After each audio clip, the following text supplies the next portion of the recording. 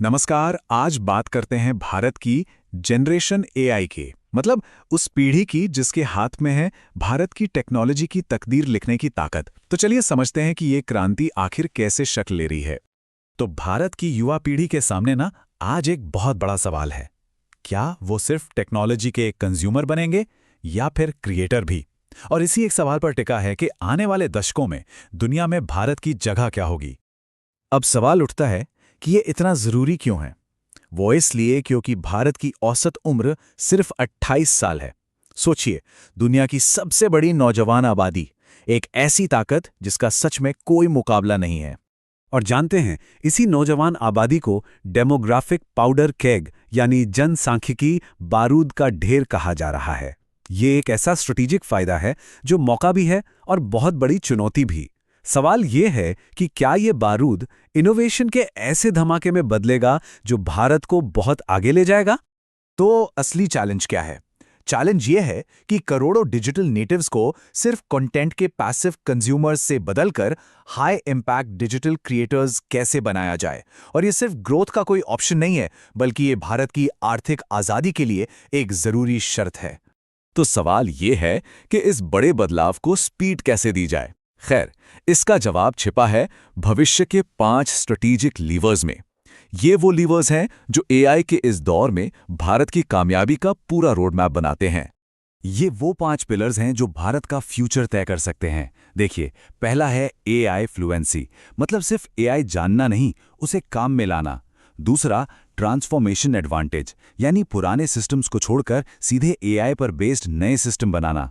तीसरा है work redesign, जहां इंसान और एआई मिलकर काम करेंगे। चौथा, गवर्नेंस हेडस्टार्ट, मतलब भारत रिस्पॉन्सिबल एआई के लिए दुनिया को रास्ता दिखाए।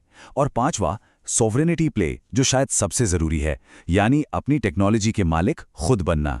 अच्छा, अब ये वर्क रीडिजाइन है क्या? जरा इसे समझिए। फ्यूचर में ना काम करने का तरीका बदल जाएगा। एआई जो है वो डेटा मैनेजमेंट जैसे काम संभालेगा और इंसान स्ट्रेटेजिक एडवाइजर बनके बड़े फैसले लेंगे। ये इंसान और मशीन की एक तरह से नई पार्टनरशिप होगी। और सुनिए, ये सब सिर्फ थ्योरी की बातें नहीं हैं, बल्कि जमीन पर हकीकत बन रही हैं। टेक्नोलॉजी के डेमोक्रेटाइजेशन ने ये दिखा दिया है कि कुछ बड़ा करने के लिए अब बड़े बड़े इंफ्रास्ट्रक्चर की कोई जरूरत नहीं है। और इसका सबसे जबरदस्त एग्जाम्पल है कार्तिकेय झाकड़।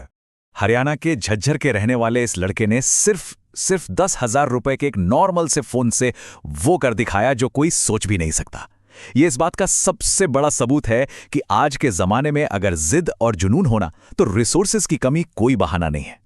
सिर्फ 12 साल की उम्र में कार्तिकेय ने 3 लर्निंग ऐप्स बना डाले, जिनसे पता है कितने 45,000 से ज्यादा स्टूडेंट्स जुड़े। और बात सिर्फ ऐप्स की नहीं है, उन्होंने कोडिंग में मास्टरी की, गिनीज वर्ल्ड रिकॉर्ड बनाया और तो और हार्वर्ड यूनिवर्सिटी में अपनी सीट भी पक्की कर ली। इसी को तो कहते हैं एआई फ्लुएंसी का जीता जागता उदाहरण। तो जाखड़ की कहानी से हमें क्या सीखने को मिलता है? यही कि डिजिटल एज में कामयाबी के लिए अब पैसा नहीं बल्कि दिमाग और हिम्मत चाहिए। उनका जो ज़ील ओवर क्राइसिस वाला एटीट्यूड है ना, वो दिखाता है कि असली रुकावट तो बस हमारे अंदर होती है। और ये जो क्रांति है ना, ये सिर्फ 1-2 लोगों तक सीमित नहीं है। ये तो पूरी प्रोफेशनल दुनिया का ढांचा बदल रही है। एक ऐसी दुनिया जहां अब उम्र या एक्सपीरियंस नहीं बल्कि एक्सपर्टाइज सबसे ज्यादा मैटर करती है। चलिए देखते हैं ये हो कैसे रहा है। भारत में एआई नेटिव स्टार्टअप्स की एक पूरी लहर चल पड़ी है।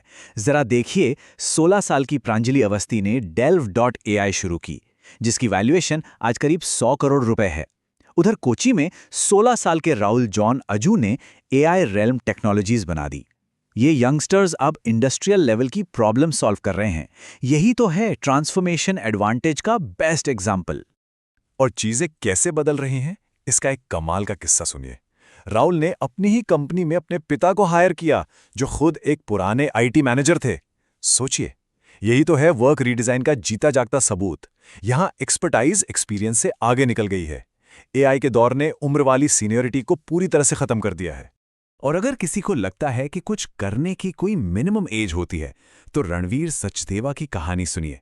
ये एज फ्लोर के कॉन्सेप्ट को पूरी तरह से तोड़ देती है। 4 साल की उम्र में नासा से पहचान, 5 साल में दुनिया का सबसे यंग एप्पल प्रोग्रामर और 7 साल की उम्र में यूएन ने रिस्पॉन्सिबल एआई पर उनके काम को सराहा।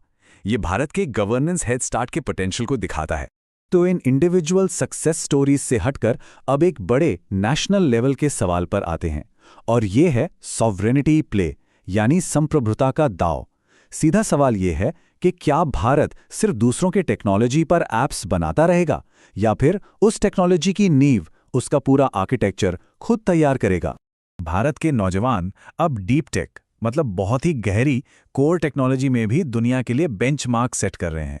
एक तरफ गीतांजलि राव हैं जिनके इन्वेंशंस इंसानी मुश्किलों को हल कर रहे हैं, तो वहीं दूसरी तरफ सारा वर्थ जैसी रिसर्चर्स हैं जो एआई की लॉन्ग टर्म मेमोरी जैसे बिल्कुल फंडामेंटल चीज़ों पर काम कर रहे हैं। देखिए, सारा की कहानी भारत के लिए एक चेतावनी भी है और एक सबक भी। उनका काम हमें यह सोचने पर मजबूर करता है कि इस पूरे खेल में भारत का असली स्टेक क्या है। अगर हम सिर्फ ऐप्स ही बनाते रहे ना, तो हमेशा दूसरों की टेक्नोलॉजी पर डिपेंडेंट रहेंगे। और यहीं पर आता है सॉवरेनिटी प्ले का कॉन्सेप्ट। इसका सीधा सा मतलब है फाउंडेशनल स्टैक और कोर एआई आर्किटेक्चर पर अपनी ओनरशिप हासिल करना, ताकि भारत टेक्नोलॉजी के मामले में किसी दूसरे देश का गुलाम बनकर न रह जाए। दुनिया में असली असर और स्ट्रेटेजिक आज़ादी पाने का यही एक रास्ता है। तो फिर इन सभी कहानियों और स्ट्रैटेजीज को मिलाकर देखा जाए तो भारत के नौजवानों के लिए कामयाबी का एक साफ सुथरा खाका, एक ब्लूप्रिंट सामने आता है। ये एक रोड मैप है जो बताता है कि एक कंज्यूमर से एक क्रिएटर कैसे बना जाए। ये 4 पॉइंट का ब्लूप्रिंट है। पहला, फ्लुएंसी, कंज्यूमर नहीं क्रिएटर बनिए।